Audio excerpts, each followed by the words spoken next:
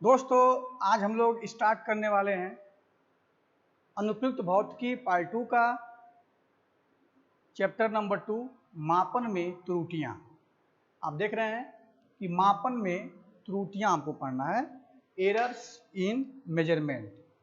हमें क्या पढ़ना है? हमें पढ़ना है एरर इन मेजरमेंट। तो आप यहाँ पर लिखेंगे कि एरर्स इन मेजरमेंट, कि मापन में त्रुटियां हम लोग कैसे निकालते हैं। सबसे पहली बात यह है कि आपको समझने की जरूरत है यहाँ पर कि त्रुटि से क्या तात्पर्य है। देखिए, जब आप किसी भी वस्तु को किसी मापक यंत्र से मापते हैं तो आप न्यूनतम उसके अल्पतमांक तक ही माप सकते हैं। जो उसकी जो हमारे कोई भी वस्तु है, अगर उसको आप मापन कर रहे हैं तो कम से कम उसके अल्पतमांक के बराबर तक ही आप क्या कर सकते हैं, उसको माप सकते हैं। तो कहीं न कहीं जो है आप देखेंगे कि उसमें कुछ न कुछ त्रुटियां क्या होती हैं, विद्यमान होती हैं। जो आप मेजर करेंगे उसमें क्या होगा, उसमें कुछ न कुछ त्रुटियां क्या होंगी, विद्यमान होंगी। जैसे मान लीजिए कि अगर हम लोगों के पास 1005 ग्राम है, इसको आप क्या कर रहे हैं, 1 केजी वाले बाट से इसको आप तौल रहे हैं। 1 केजी का बाट है और 150 ग्राम का है, तो आप देखेंगे कि इनके बीच में क्या है, लगभग ये 1 केजी तक ही मेजर करेगा, क्योंकि यह 1 केजी का अगर बाट है उसमें वह 1 केजी ही मिनिमम मेजर करेगा। तो क्या करेगा, उसमें 50 ग्राम की जो है एरर आ जाएगी, मतलब वो 50 ग्राम को एक्यूरेटली मेजर नहीं कर सकता है। तो इस तरह से क्या होगी, आपको एरर दिखाई देगा। जैसे फिर मान लीजिए अगर आपके पास मीटर स्केल है तो आप देखेंगे कि मीटर स्केल में क्या होता है कि 1 फिर यहाँ पे बनाया होता है इस तरह से कि 1 सेंटीमीटर, 2 सेंटीमीटर, फिर इसी तरह से क्या होगा 100 सेंटीमीटर तक गया होगा। तो आप उसमें आप क्या करेंगे, आप सेंटीमीटर मेजर कर सकते हैं, 1 सेंटीमीटर, 2 सेंटीमीटर, 3 सेंटीमीटर, 4 सेंटीमीटर। लेकिन अगर उसमें अगर एमएम लिखा हो तो क्या होगा, वो एमएम को कैलकुलेट नहीं करेगा, अर्थात उसमें कुछ न कुछ एरर क्या होगा, आएगा। तो इस तरह से जो है हम लोग आप ये देखेंगे कि कोई भी मापक यंत्र अपनी यथार्थता की सीमा तक ही मेजर कर सकता है, मापन कर सकता है, जिससे क्या होती हैं कि उसमें कुछ न कुछ त्रुटियां क्या होती हैं, विद्यमान होती हैं। ठीक है, तो आप सबसे पहले हेडिंग डालेंगे कि त्रुटि क्या है। लिखिए, त्रुटि लिखेंगे तो त्रुटि में आप लिखेंगे कि किसी मापक यंत्र के द्वारा किसी वस्तु को मापने पर जो उसकी वास्तविक मान और जो मापी गई मान होती है उनके अंतर को ही हम त्रुटि कहते हैं। क्या कहेंगे आप, कि अगर आप त्रुटि की बात करेंगे तो कैसे कहेंगे, इसको समझने की जरूरत है कि त्रुटि आप कैसे दिखाएंगे। तो त्रुटि का जो फार्मूला होगा वो मिलेगा आपको, त्रुटि इक्वल टू मिलता है आपको वास्तविक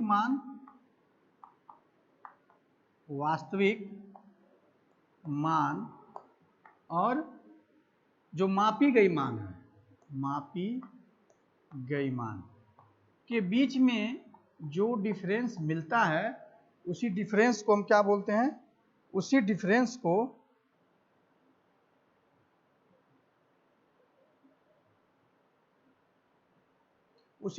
को जो है त्रुटि का नाम दिया जाता है।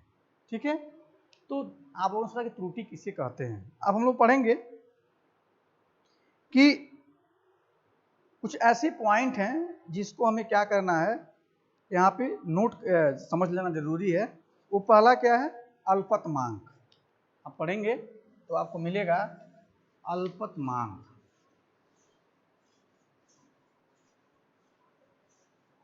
अल्पतमांक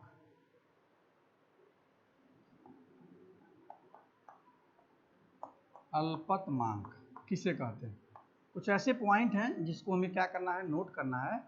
इसको हम बोलते हैं लिस्ट काउंट। लिस्ट काउंट, देखिए लिस्ट काउंट का मतलब क्या हुआ, अल्पत का मतलब होता है कम से कम। अगर आप देखेंगे तो यहाँ पे लिखा हुआ है अल्पत प्लस मांक। अल्पत मांक, अल्पत का मतलब क्या होता है कि कम से कम, कम से कम। मांग का क्या हो गया, मापे जाने की क्षमता। माप या मांग मतलब मापा जा सके, कह सकते हैं कि मापा जा सके। तो किसी मापक यंत्र के द्वारा जितनी छोटी से छोटी माप ली जा सकती है वह उस मापक यंत्र का अल्पतमांक लिस्ट काउंट कहा जाता है। अब क्या पढ़ेंगे कि किसी मापक यंत्र के द्वारा वह छोटी से छोटी दूरी जिसे या छोटी से छोटी माप जिसे यथार्थ रूप से मापा जा सके उसी माप को अल्पतमांक कहा जाता है। किसे ध्यान दीजिएगा कि किसी मापक यंत्र के द्वारा वह छोटी से छोटी माप जिसे यथार्थ रूप से मापा जा सके उसे हम लोग अल्पतमांक कहते हैं। जैसे उदाहरण के तौर पे, जैसे मान लीजिए कि आपके पास घड़ी है, तो आप जानते हैं कि घड़ी में कितनी सुइयां होती हैं। घड़ी में 3 सुई होती है, एक होती है सेकंड वाली, एक होती है मिनट वाली, और एक होती है क्या, आवर वाली। ये क्या है, ये सेकंड है, ये मिनट को, और ये क्या करती है, आवर को मेजर करती है। तो आप क्या देखेंगे, अगर ये घड़ी है तो घड़ी में आप पाएंगे 12, मान लीजिए यहाँ पे 3, यहाँ पे 9 और यहाँ पे 6। इसी तरह से आप लिख सकते हैं उसे 1 2 4 5 7 8 9 10 और 11। अब क्या पाएंगे कि इस घड़ी में जो सेकेंड वाली सुई है वो मिनिमम कितना ड्यूरेशन मेजर कर सकती है। अगर हम आपसे पूछें कि जो सेकेंड वाली सुई है वो कम से कम कितनी अवधि को माप सकती है, तो आप कहेंगे कि सर सेकेंड वाली सुई क्या है, 1 मिनट को जो है, 1 मिनट को वह यथार्थ रूप से मेजर कर सकती है। 1 मिनट को वह माप सकती है। ठीक है। फिर जो मिनट वाली सुई है वो कितने को मेजर करेगी, जो मिनट वाली सुई है वो कम से कम 1 मिनट के ड्यूरेशन को मेजर कर सकती है, कम से कम 1 मिनट। तो आप यहाँ पे कहेंगे कि 1 मिनट की जो समय है उसी को क्या कर सकती है, ये मिनट वाली सुई मेजर कर सकती है। इसलिए 1 मिनट क्या है, मिनट वाली सुई का अल्पतमांक है। बात समझ में आई। फिर आवर किसको मेजर कर सकता है, सही तरीके से यह 1 घंटे के ड्यूरेशन को ही मेजर कर सकता है। क्या कर सकता है, ये कम से कम 1 घंटा ही मेजर कर सकता है, इससे कम वो मेजर नहीं कर सकता है।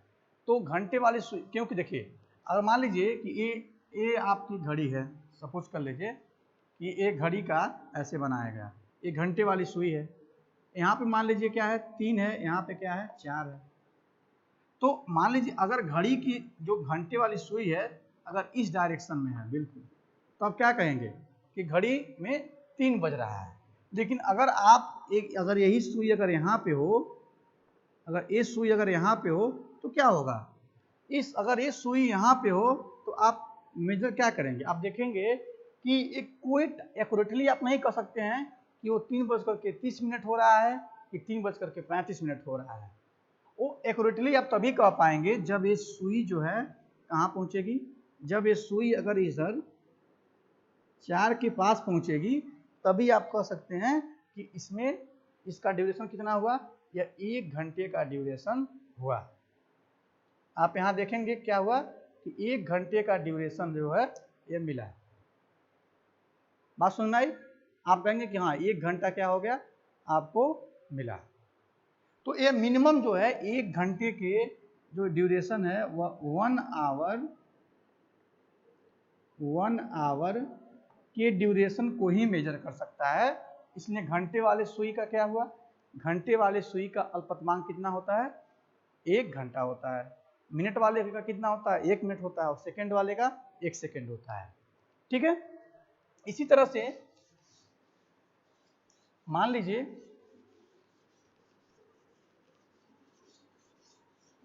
कि अपने पास एक मीटर स्केल है। मान लीजिए कि हम लोगों के पास क्या है, एक मीटर स्केल है। एक मीटर स्केल हम यहाँ पे ले लिए इस तरह से। ये मान लीजिए 0 है, यहाँ पे हो रहा है 1 सेंटीमीटर, ये सेंटीमीटर स्केल है, 1 हो गया यहाँ पे। यहाँ कितना हो गया, 2 सेंटीमीटर हो गया। यहाँ कितना हो गया, 3 सेंटीमीटर हो गया। ठीक है, यहाँ पर आप देखेंगे इसमें कुछ खाने बने होते हैं, आधे पे बना होता है इससे, फिर ऐसे, फिर ऐसे। अभी आगे भी आप बना सकते हैं ऐसे, कोई दिक्कत नहीं है। यहाँ पे देखेंगे यहाँ बनाया रहेगा 1 2 3 4 और 5, फिर यहाँ पे 1 2 3 4 एंड 5।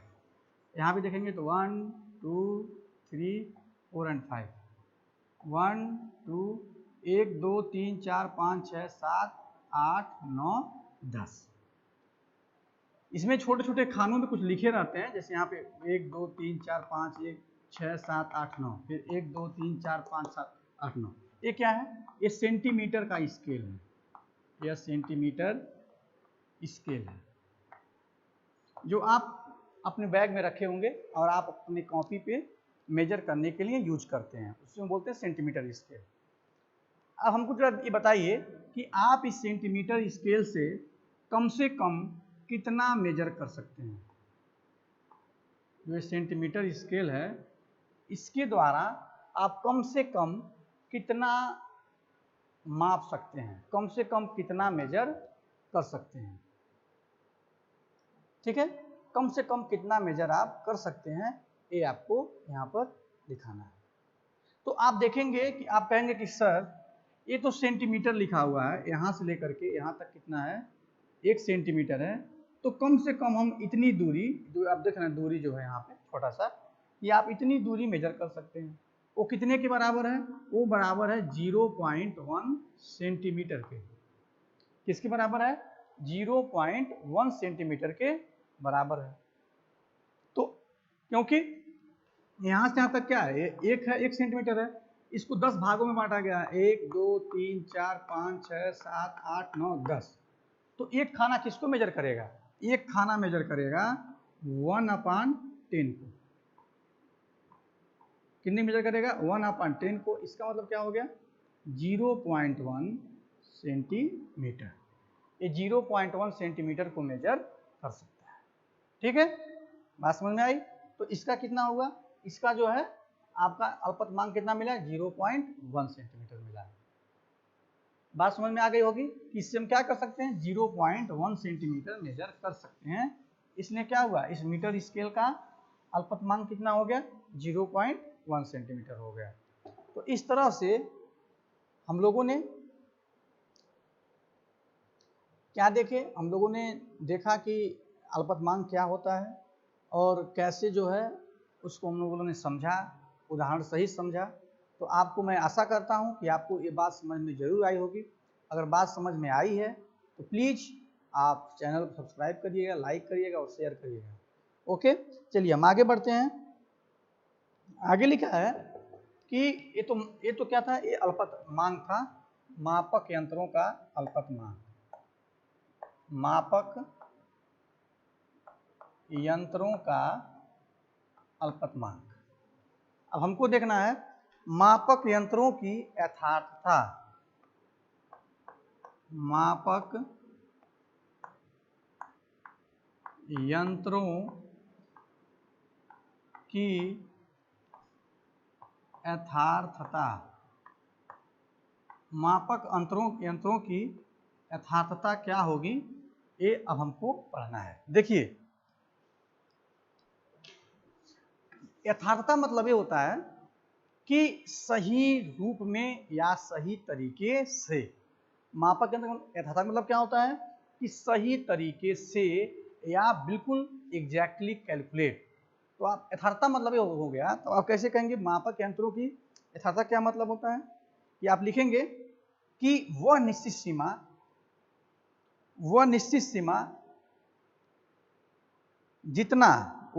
सीमा जहां तक एक मापक यंत्र शुद्ध रूप से माप सकता है। आप क्या कहेंगे कि वह निश्चित सीमा जहां तक किसी मापक यंत्र के द्वारा सही रूप से मापा जा सकता है, उसे मापक यंत्र की हम क्या बोलते हैं, मापक यंत्र की यथार्थता कहते हैं। आप ऐसे कह सकते हैं कि वह माप या वह न्यूनतम मान जहां तक कोई मापक यंत्र सही ढंग से या सही रूप से माप सकता है, उसे ही मापक यंत्र की यथार्थता कहते हैं। फिर से सुनिएगा, मापक यंत्र यथार्थता क्या है कि वह छोटी से छोटी माप जिसे कोई मापक यंत्र यथार्थ रूप से माप या सही ढंग से माप सकता है, तो उसको हम लोग क्या बोलेंगे, वह उस मापक यंत्र की यथार्थता कहलाती है। अभी हम लोगों ने देखा था कि ये जो घड़ी था, हम लोगों ने घड़ी बनाया था और आपने इस घड़ी में देखा कि 3 सुइयां थी। अगर देखा जाए तो ये 3 सुइयां थी, एक है यहाँ पे 12, यहाँ पे क्या है 3, यहाँ पे था 6 और यहाँ पे क्या था 9। ठीक है, तो आप ये पाएंगे कि ये सेकेंड वाली जो सुई है, ये सेकेंड वाली सुई है, ये क्या है, ये मिनट वाली सुई है और ये क्या है, घंटे वाली सुई है। ठीक है, तो जो सेकेंड वाली सुई है और ये क्या है, मिनट वाली सुई है और ये क्या है, घंटा वाली सुई है। तो आप इसमें क्या देखेंगे कि ये जो तीनों ही क्या है, तीनों सेकेंड वाला सुई, ये भी मिनट, एक घंटा, तीनों ही क्या है, तीनों ही समय के मापक यंत्र हैं। तीनों ही क्या करते हैं, समय का मापन करते हैं।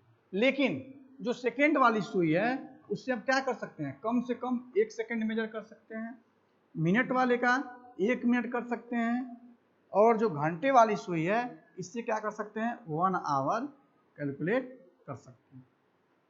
हम पूछे आपसे कि किस सुई की यथार्थता ज्यादा है, तो अगर ये बताइए, अगर 1 मिनट की बात लिखा हुआ है, तो अगर हम देखें हैं तो इसको मिल सकते हैं 60 सेकेंड, मतलब यह 60 सेकेंड से कम का मेजर नहीं कर सकता है। लेकिन यह क्या कर सकता है, 60 सेकेंड से कम भी मेजर कर सकता है। ध्यान से समझने वाली बात है कि ये कम से कम 60 सेकेंड ही मेजर कर सकता है, लेकिन यह कम से कम 1 सेकेंड मेजर कर सकता है। तो आप कहेंगे कि सर सेकेंड वाला सुई की जो मापने की सीमा है वो अन्य सुइयों से क्या है, काफी कम है। आप देखेंगे कि जो सेकेंड वाली सुई है इसके मापने की जो सीमा है वो क्या है, वो अन्य सुइयों के मापने की तुलना में क्या है, कम है। वो बहुत ही कम से कम मेजर कर रहा है, वो कम से कम क्या कर रहा है, मेजर कर रहा है। इसलिए क्या आप पाएंगे कि जो ये सेकेंड वाली सुई है इसकी यथार्थता ज्यादा है। मतलब वो आप अगर इससे 1 मिनट मेजर करेंगे 50 सेकंड मेजर नहीं कर सकते हैं, लेकिन ये क्या कर सकता है, ये 1 सेकंड को भी मेजर कर सकता है और 60 सेकंड को भी मेजर कर सकता है, 1 घंटे को मेजर कर सकता है। तो आप कह सकते हैं कि जो सेकेंड वाली सुई है उसकी यथार्थता कितनी है, उसकी यथार्थता मिनट और घंटे वाली सुइयों की कंपैरिजन में, तुलना में क्या है, अधिक है। फिर इसी तरह से अगर हम बात करें,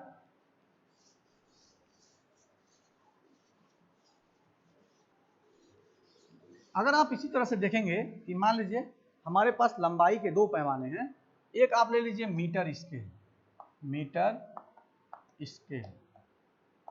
मीटर स्केल में आप क्या देखेंगे कि यहाँ पे लिखा है 0, यहाँ पे 10, यहाँ पे 20, यहाँ पे 30, इसी तरह से वो 100 तक जाएगा। इसके बीच में 1 centimetre, 2 centimetre, 3 centimetre, 4 centimetre, 5 centimetre, ऐसे थोड़ा सा 5 centimetre, 6 centimetre, 7 centimetre, 8 centimetre, 9 centimetre और 10 सेंटीमीटर। ये 1-1 सेंटीमीटर का गैप है।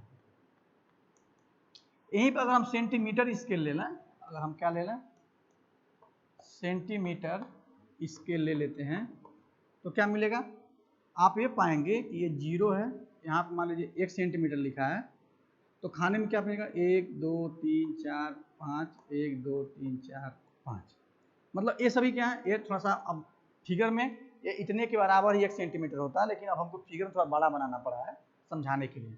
तो अगर आप मीटर स्केल से मेजर करेंगे तो आप क्या कर सकते हैं, आप मेजर कितना करेंगे, मान लीजिए कोई लंबाई समझ सकते हैं 5.2 सेंटीमीटर, लेकिन ये कितना मेजर करेगा, ये जो है अगर आप देखेंगे अगर इससे छोटा है तो वह मेजर नहीं कर देगा, लेकिन ये कहाँ तक मेजर कर सकता है, ये मेजर करेगा कहाँ तक कि मान लीजिए अगर हम मेजर कर क्या देख सकते हैं 1.2 सेंटीमीटर, अर्थात इसको क्या कन्वर्ट करेंगे, आप इसको लिखेंगे, अगर लिख दीजिए मीटर में तो क्या मिलेगा, 1.2 सेंटीमीटर लिखेंगे मीटर में तो क्या मिलेगा, आपको मिलेगा यहाँ पर कि 0.012 सेंटीमीटर। अब ध्यान से समझ सकते हैं कि अगर इसको कैलकुलेट तो क्या मिलेगा, 5.2 सेंटीमीटर लिखा है तो 0.052 मीटर, मतलब कि ये जो सेंटीमीटर स्केल है वो क्या है, वो मीटर स्केल के कंपैरिजन में ज़्यादा जो है एक्यूरेट मेजर कर रहा है, मतलब वो छोटी से छोटी जो क्वांटिटी है उसको भी अपने मेजरमेंट में शामिल कर ले रहा है। आप कभी सुनार की दुकान पर गए होंगे तो क्या करता है वो, छोटी से छोटी गहनों को अथवा जेवर को मेजर करने के लिए उसके पास क्या होते हैं, बाट भी छोटे छोटे होते हैं, वो बड़े बाट का प्रयोग नहीं करता है, क्योंकि बड़ा बाट प्रयोग करे तो छोटी माप ले ही नहीं पाएगा, इसलिए क्या करता है वह 1 ग्राम का 2 ग्राम का जो है वाट वेट जो है प्रयोग करता है, ताकि वो सही ढंग से वो मेजर कर सके। ठीक है, तो इस तरह से आपने देखा कि ये क्या है, मीटर स्केल कैसे करते हैं और सेंटीमीटर स्केल कैसे हैं, कैसे इनको मेजर करते हैं, ये आपने यहाँ पे समझा। ठीक है, तो इसकी अब आप क्या कहेंगे आप कि सर जो सेंटीमीटर स्केल है वो क्या है, मीटर स्केल से ज़्यादा यथार्थ है, मतलब एक ही, अगर हम लोग एक ही माप को सेंटीमीटर स्केल से मापें और मीटर स्केल से मापें तो कौन ज़्यादा यथार्थ होगा, ज़्यादा यथार्थ कौन होगा, सेंटीमीटर स्केल के द्वारा लिया गया जो माप होगा वो क्या होगा, वो ज़्यादा यथार्थ होगा in comparison of measurement of metre scale. ठीक है, चलिए, तो अगर आप देख रहे हैं यहाँ पे कि जो यथार्थता है वो किस पे निर्भर कर रहा है, किसकी यथार्थता ज़्यादा हो रही है, तो जिसका अल्पतमांक कम होता है उसकी यथार्थता क्या होती है, अधिक होती है। ध्यान से समझिए, फिर क्या समझे कि जिसकी यथार्थता, अगर जिसकी अल्पतमांक कम होता है, जिसका अल्पतमांक कम होता है तो उसकी यथार्थता क्या होती है, अधिक होती है। जिसकी अल्पतमांक कम होता है तो उसकी यथार्थता अधिक होती है। जिसका, इसे सुन लीजिए, जिसका अल्पतमांक कम होता है उसकी यथार्थता क्या होती है, ज्यादा होती है। ठीक है, चलिए, तो ये रहा मापक यंत्र का अल्पतमांक क्या होता है, मापक यंत्रों की यथार्थता क्या होती है। आप इसको समझे और मुझे विश्वास है कि आपको समझ में भी आया होगा। अगर समझ में नहीं आया होगा तो आप हमसे कमेंट में जरूर पूछिए कि सर ये और कैसे और सॉल्व होगा। ठीक है,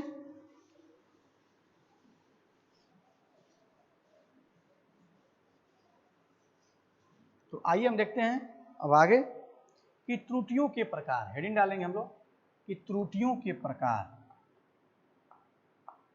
त्रुटियों के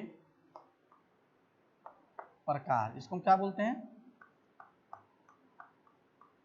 टाइप्स ऑफ एरर,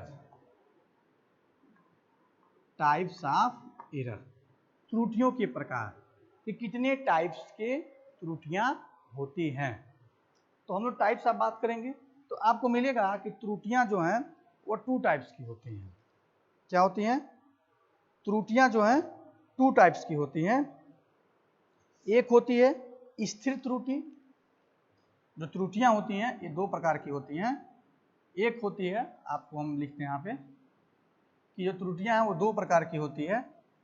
ऐसे एक होता है, एक को हम बोलते हैं स्थिर त्रुटि और एक को हम बोलते हैं क्रमबद्ध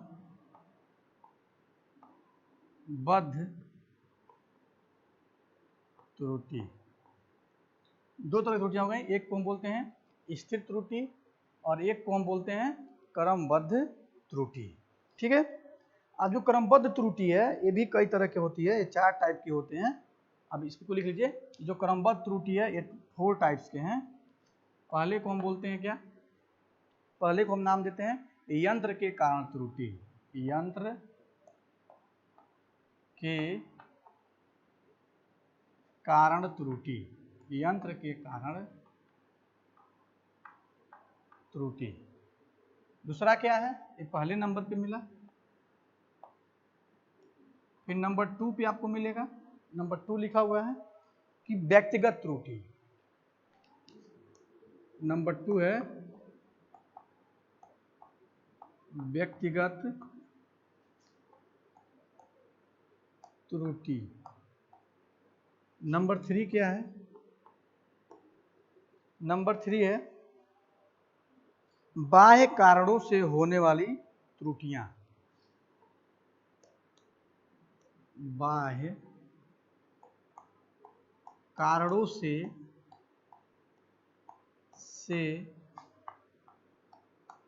होने वाली, कारणों से होने वाली त्रुटियां। और नंबर 4 क्या है, आप ये पाएंगे नंबर 4 में क्या लिखा है, अनियमित त्रुटि। हम लोग क्या बोलते हैं, अनियमित त्रुटि। तो कितने टाइप्स के हुए आप देखेंगे कि मुख्य रूप से जो त्रुटि होती है 2 टाइप्स की होती है। एक होती है स्थिर त्रुटि और एक होती है क्रमबद्ध त्रुटि। चलिए देखिए, हम स्थिर त्रुटि की बात करते हैं, बारी बारी से हम सीखेंगे कि स्थिर त्रुटियां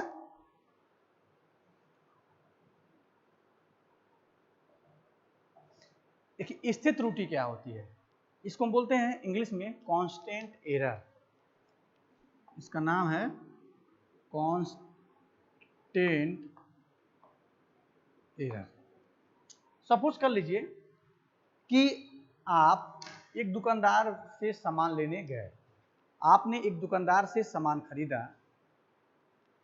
दुकानदार ने क्या किया कि जो वो बाट प्रयोग कर रहा था वह 1 किलो की जगह पर 980 ग्राम का ही बाट प्रयोग कर रहा था। आप क्या पाएंगे कि वह 1000 ग्राम, जिसको हम क्या बोलते हैं, इक्वल टू होता है 1 kg। वो 1 kg बाट की जगह पे क्या हुआ, वह 980 ग्राम का बाट जो है प्रयोग कर रहा था। तो अब ये बताइए कि अब आपने क्या खरीदा, आप गए खरीदने 1 kg, आपने 1 किलो जो है आप खरीदने गए चीनी, तो वो कितना दिया, वो 980 ग्राम ही आपको देगा। क्यों देगा 980 ग्राम, क्यों देगा, क्योंकि जो उसका बाट है वो कितने का है, वो 980 ग्राम का ही है। तो अगर 980 ग्राम का है तो जाहिर सी बात है कि वह 1 kg तौलेगा तो 980 ग्राम ही होगा। ठीक है। अब एक क्या है, एक कांस्टेंट। अगर आप 1 kg मान लीजिए आप चावल खरीदते हैं तभी भी क्या होगा, 980 ग्राम ही देगा। नंबर मान लीजिए आप अगर 2 kg आलू खरीदते हैं तो कितना देगा, वो आपको 1960 ग्राम देगा। मतलब जो ये 20 ग्राम की जो त्रुटि है वो क्या है, वो कांस्टेंट रूप से, मतलब नियत रूप से जितने भी आप मापन लेंगे, जितना भी आप मापेंगे तो वो जो त्रुटि है वो त्रुटि जो है सभी मापनों में क्या होगा, समान रूप से मौजूद रहेगा। आप ये देखेंगे कि जो ये मापन लिया जा रहा है, ये मापन क्या है, वो समान रूप से जितने भी माप होंगे उनमें वो समान रूप से वो सभी माप जितने भी उसके चीज हम मेजर करेंगे सब में क्या होगा, वह समान रूप से विद्यमान रहेगा। इसको आप क्या कहते हैं, इसी को आप कहते हैं क्रम स्थिर त्रुटि। मतलब वह त्रुटि जो सभी मानों में समान रूप से उपस्थित होता है, तो उस त्रुटि को हम लोग नाम देते हैं, उस त्रुटि को स्थिर त्रुटि अथवा कांस्टेंट एरर कहा जाता है। ठीक है, चलिए ये हो गया। अब हम बात करेंगे बारी बारी से। अब बारी बारी से आप देखेंगे तो आपको मिलेगा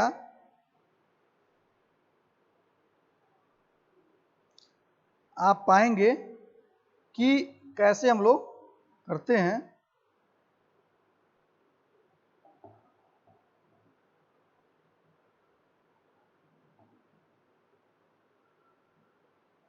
तो आप पाएंगे कि एक जो क्रमबद्ध त्रुटियां हैं, जो सीक्वेंशियल एरर है, जिसको हम बोलते हैं सिस्टमेटिक एरर, इसको मिटा दे रहे हैं।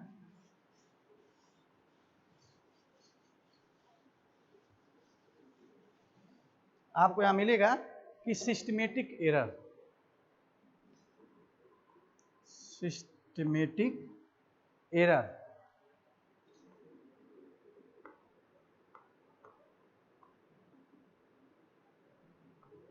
सिस्टमेटिक एरर क्रमबद्ध त्रुटि क्या होती है, इसको आप देखिए।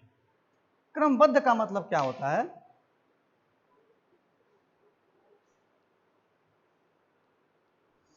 क्रमबद्ध त्रुटि जो होती है वो क्या होती है कि सीक्वेंस से, जैसे मान लीजिए कि आप एक ही मेजरमेंट को जब आप लेते हैं तो उसमें बहुत सारे मापक यंत्रों का प्रयोग करते हैं, फिर उसके बाद से आप देखेंगे कि बहुत सारे इफेक्ट उसके ऊपर पड़ते हैं, तो सारे इफेक्ट को हम क्या करेंगे, कंसीडर करते हैं। तो आप देखेंगे कि क्रम से जो है ये त्रुटियां जो हैं बारी बारी से वो त्रुटियां सब में क्या होती हैं, विद्यमान होती हैं। तो पहला लिखा है कि यंत्र के कारण त्रुटियां हैं। अब देखिए, अगर मान लीजिए कि आपके पास जो यंत्र है उसी यंत्र में ही क्या है, एरर है। या मान लीजिए कि जैसे अभी हम बता रहे थे जो एग्जांपल बाट वाला, उस बाट में क्या था, वो जो मापक यंत्र था उसमें ही प्रॉब्लम था। तो क्या होगा, अब अगर यंत्र में ही अगर वो वाट ही गलत लिया है, जो बाट वो प्रयोग कर रहा है वो बाट ही गलत लिया है, तो क्या होगा, त्रुटि तो उत्पन्न होना ही होना है। तो इसका मतलब ये हो गया कि अगर यंत्र में ही कोई दोष है, जो उससे त्रुटियां उत्पन्न होती हैं वो क्या होती हैं, वह मापन में शामिल हो जाती हैं। उसके बाद से बात आती है व्यक्तिगत त्रुटियां, कि व्यक्तिगत त्रुटियां क्या हैं। तो आप देखेंगे कि जो व्यक्तिगत त्रुटियां हैं वो क्या है, कि जो व्यक्तिगत त्रुटियां होती हैं वह यंत्र पे निर्भर नहीं करता है। जैसे मान लीजिए कि आपको हम वर्नियर कैलिपर्स दे दिए, अब वर्नियर कैलिपर्स अगर आपको हम दे दिए और आपको वर्नियर कैलिपर्स नहीं चलाने आता है, तो क्या करेंगे, आप रीडिंग लेने में कहीं ना कहीं गलती जरूर करेंगे। ठीक है, आप जब रीडिंग लेंगे तो क्या होगा, आप कुछ न कुछ गलती जरूर करेंगे। जब आपको चलाने ही नहीं आ रहा है तो कैसे चलाएंगे, तो उसको हम बोलते हैं व्यक्तिगत त्रुटि। मतलब वो व्यक्ति के कारण जो है वो त्रुटि उत्पन्न होती है। फिर आगे लिखा है कि बाह्य कारणों से होने वाली त्रुटि, जैसे मान लीजिए कि आप ऐसे जगह पे मेजरमेंट ले रहे हैं कि जहाँ पे बहुत भीड़ भाड़ एरिया है, अंधेरा है, टेम्परेचर ज़्यादा है, दाब ज़्यादा है, तो ऐसे बहुत सारे कारण हैं जो क्या करते हैं, उसमें त्रुटि उत्पन्न करते हैं। इसको हम बोलते हैं कि बाह्य कारणों से होने वाली त्रुटियां। तो आपने क्या देखा कि यंत्र के कारण त्रुटि, व्यक्तिगत त्रुटि, बाह्य कारणों से होने वाली त्रुटि, और एक क्या है, अनियमित त्रुटि, जिसको हम बोलते क्या है, रैंडम एरर।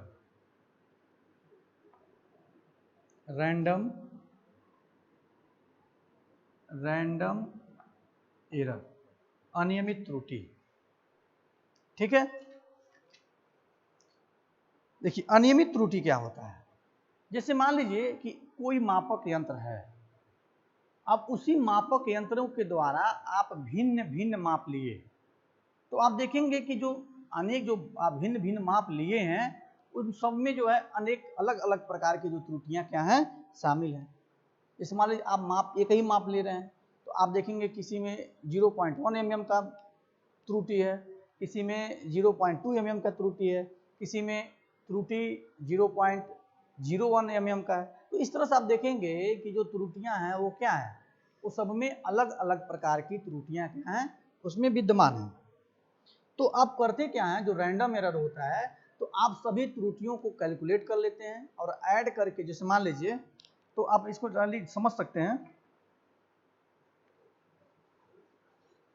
कि लिखिए अनियमित त्रुटि क्या होती है, कि वह त्रुटियां जो किसी मापन में अचानक आ जाती हैं या जिसकी कोई लिमिटेशन नहीं होती है या जिसकी कोई सीमा नहीं होती है, वो क्या होती है, वो कभी अपने आप शामिल हो जाती है और कभी नहीं होता है।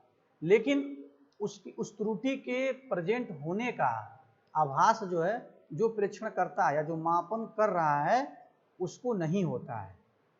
तो इस प्रकार की त्रुटियों को हम लोग अनियमित त्रुटि कहते हैं। जैसे मान लीजिए कि आप कोई सी चीज को मेजर कर रहे हैं,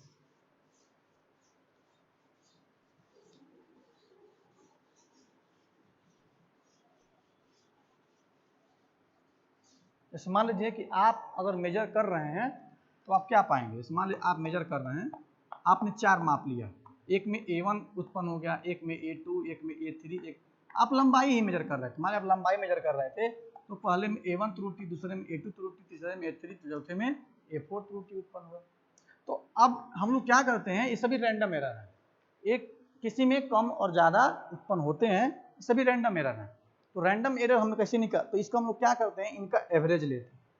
तो हम लोग क्या करते हैं, जब इसका एवरेज लेते हैं तो हम लिखते हैं कि A1 plus A2 plus A3 plus A4, और जितना ये माप होता है, मान अगर ये n तक हो तो हम क्या करते हैं, AN लिख करते हैं और नीचे क्या करते हैं, इसमें n से डिवीजन कर देते हैं। तो इसको हम नाम देते हैं, इसको हम लोग नाम देते हैं अनियमित त्रुटि, और हम लोग यहाँ से एवरेज निकाल सकते हैं। तो इस तरह से आप लोगों ने देखा कि जो त्रुटियां हैं, कितनी त्रुटियों के आप लोगों ने प्रकार देखा कि क्रम की त्रुटि 2 प्रकार की होती है। एक को हम बोलते हैं, एक को हम क्या कहते हैं, एक को हम बोलते हैं स्थिर त्रुटि, जिसका नाम क्या है, कांस्टेंट त्रुटि बोलते हैं। एक को हम कहते हैं क्रमबद्ध त्रुटि। क्रमबद्ध त्रुटि जो होती है वो कई कारणों से उत्पन्न होती है। पहला आपने देखा कि यंत्र के कारण त्रुटि, व्यक्तिगत त्रुटि, बाह्य कारणों से होने वाली त्रुटियां, चौथा है अनियमित त्रुटि। तो इस तरह से जो है आपको मिला कि त्रुटियां कितने प्रकार की होती हैं और कैसे हम लोग इसको फाइंड आउट करते हैं।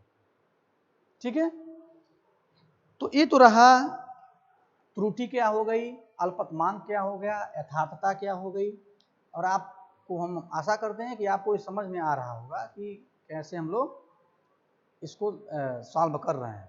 ये आपको समझ में आ गया होगा अच्छी तरह से कि ये कैसे जो है ये सारी चीज़ें यहाँ पे दी जा रही हैं।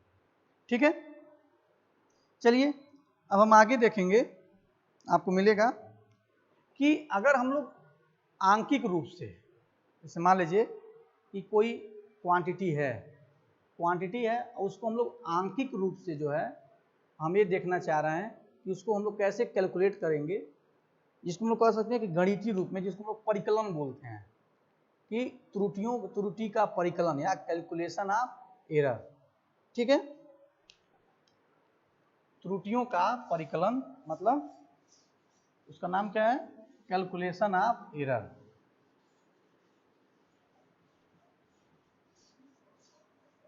कैलकुलेशन ऑफ एरर, आप कैसे जो है त्रुटियों का गणना करते हैं, इसको आप देखिए।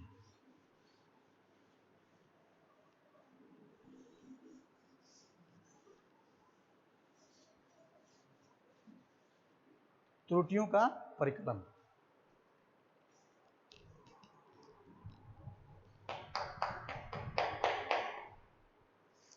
चलिए देखिए, त्रुटियों की हम यहाँ पे लिखेंगे कि मापन में त्रुटियों को व्यक्त करना।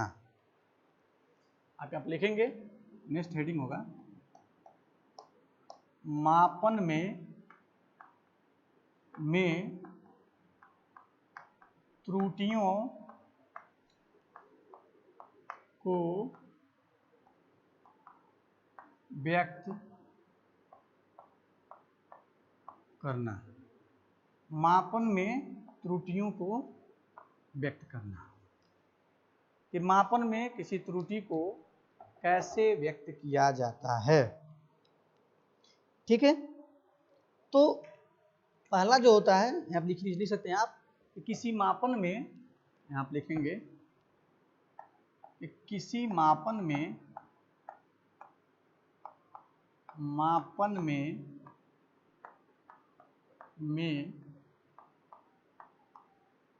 त्रुटियों को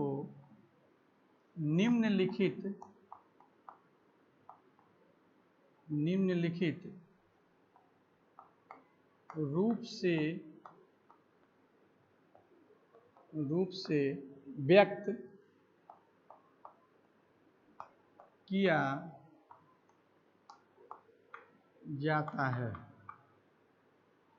क्या? किसी मापन में त्रुटियों को निम्नलिखित रूप से व्यक्त किया जाता है। देखिए कैसे कैसे करते हैं हम लोग, 1 2 3 4 और 5 प्रकार से हम लोग व्यक्त करते हैं। पहला जो होता है, पहले को हम बोलते हैं परम त्रुटि, जिसका नाम क्या है? Absolute error. परम त्रुटि,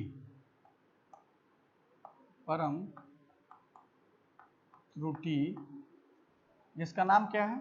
इसका नाम है एब्सोल्यूट एरर। इसके बाद से आपको मिलेगा सापेक्ष त्रुटि। परम त्रुटि बाद से क्या मिला? सापेक्ष त्रुटि, इसको हम बोलते हैं रिलेटिव एरर। सापेक्ष त्रुटि मीन्स क्या हो गया? Relative error. इसके बाद से लिखा है, मिलेगा आपको कि प्रतिशत त्रुटि। बीच में मिलता है आपको, उसको बोलते हैं भिन्नात्मक त्रुटि। भिन्नात्मक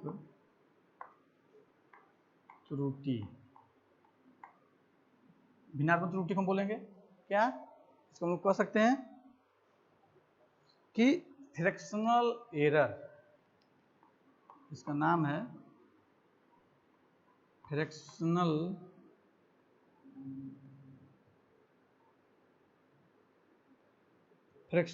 एरर, भिन्नात्मक त्रुटि। नंबर 5, 4 ही होता है। एक होता है आपका प्रतिशत त्रुटि। एक क्या होती है? एक को हम बोलते हैं प्रतिशत त्रुटि, जिसका नाम है परसेंटेज एरर।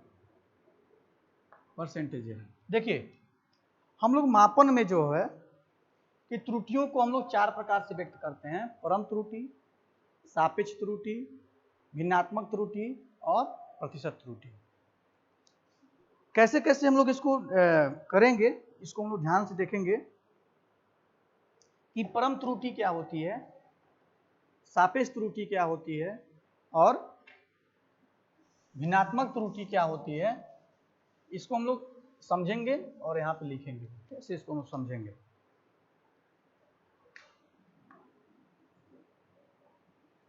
चलिए हम लिखते क्या है कि माना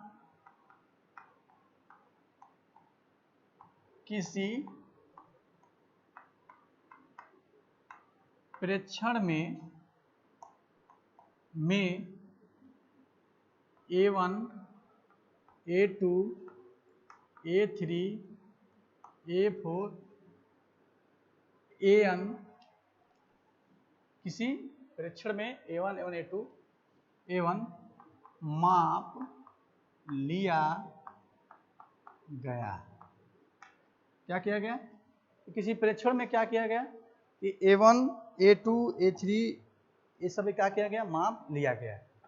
हम क्या करेंगे, माध्य मान निकालेंगे, माध्य मान दिखाते किसे हैं, AM से।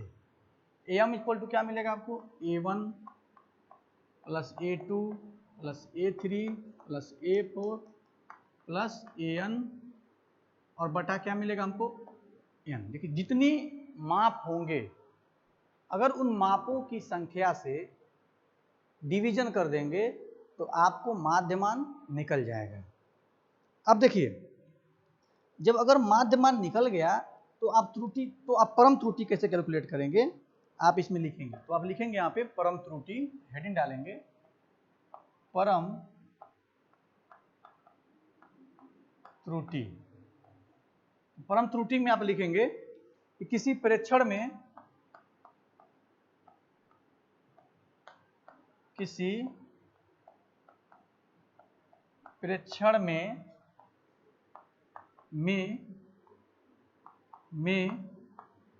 मापे गए मान व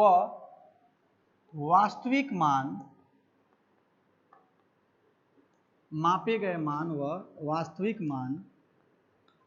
मान के अंतर को ही परम त्रुटि कहते हैं, ठीक है। हम क्या करते हैं, जो वास्तविक मान है और जो मापा गया मान है उनमें जो डिफरेंस होता है उसको हम क्या बोलते हैं, उसी को हम बोलते हैं परम त्रुटि, ठीक है। जिसको हम नाम क्या देते हैं, एब्सोल्यूट एरर।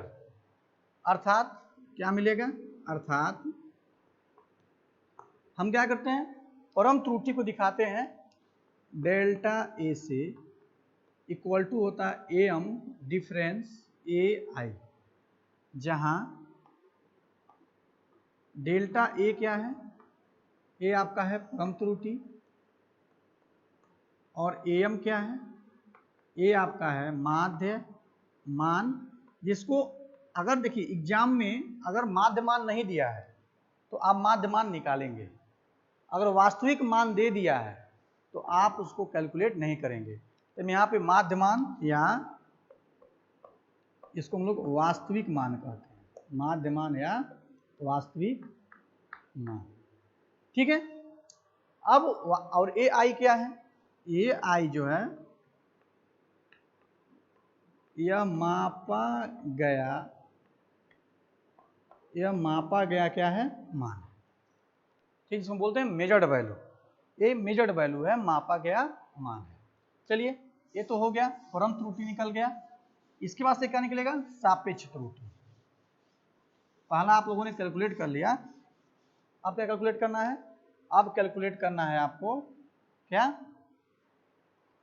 सापेक्ष त्रुटि। सापेक्ष त्रुटि कैसे करते हैं, सापेक्ष त्रुटि जो कैलकुलेट करने का जो तरीका है वो क्या है, कैसे करेंगे, तो सापेक्ष त्रुटि आप कैलकुलेट करेंगे, आप देखेंगे कि सापेक्ष त्रुटि को हम क्या करते हैं कि देखिए सापेक्ष त्रुटि को ही हम क्या कहते हैं, भिन्नात्मक त्रुटि भी कहते हैं। हम क्या कहते हैं, सापेक्ष त्रुटि को भिन्नात्मक त्रुटि भी कहा जाता है, इसको हम लोग भिन्नात्मक त्रुटि भी कहते हैं। सापेक्ष त्रुटि को ही भिन्नात्मक त्रुटि कहा जाता है। और ये क्या होता है, यह औसत परम त्रुटि, मतलब जो परम त्रुटि है उसका औसत ले लिया जाए तो किसी प्रेक्षण में माध्य परम त्रुटि एवं वास्तविक मान के अनुपात को सापेक्ष त्रुटि कहा जाता है। क्या कहते हैं, हमको क्या बोलेंगे कि जो वास्तविक मान होगा और जो, जैसे अगर हम बात करेंगे रिलेटिव एरर का, इसको हम दिखाते किसके हैं, डेल्टा से, डेल्टा ए से। और क्या होता है, आप कैसे दिखाइए, डेल्टा ए से दिखाते हैं। और आपको क्या मिलेगा, आपको यहाँ पे मिलेगा कि माध्य परम त्रुटि और बटे क्या मिलेगा, वास्तविक मान। तो आप यहाँ लिखेंगे कि माध्य परम त्रुटि और वास्तविक मान के अनुपात को हम क्या नाम देते हैं, के मान को हम क्या नाम देते हैं, को सापेक्ष त्रुटि कहा जाता है। इसी को हम लोग भिन्नात्मक त्रुटि भी कहते हैं। तो क्या हो जाएगा कि माध्य परम त्रुटि और वास्तविक मान के अनुपात को सापेक्ष त्रुटि, रिलेटिव एरर कहा जाता है। इसके पास एक और बच गया, अगला क्या है, प्रतिशत त्रुटि। तो अगर हम लोग जो त्रुटि मिली हुई है, अगर उसी त्रुटि को परसेंटेज में व्यक्त कर दिया जाए तो उसको हम लोग क्या कहेंगे, प्रतिशत त्रुटि कहेंगे। तो हम लोग लिखते हैं यहाँ पे कि सापेक्ष, नंबर 2 था, नंबर 2 और 3 तीनों दोनों एक ही चीज होता है। नंबर 4 क्या मिला आपको, प्रतिशत त्रुटि। प्रतिशत त्रुटि, प्रतिशत त्रुटि क्या होता है, आप यहाँ लिखेंगे परसेंटेज एरर, सापेक्ष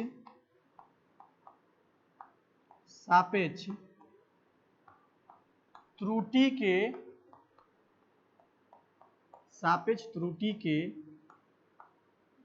प्रतिशत को ही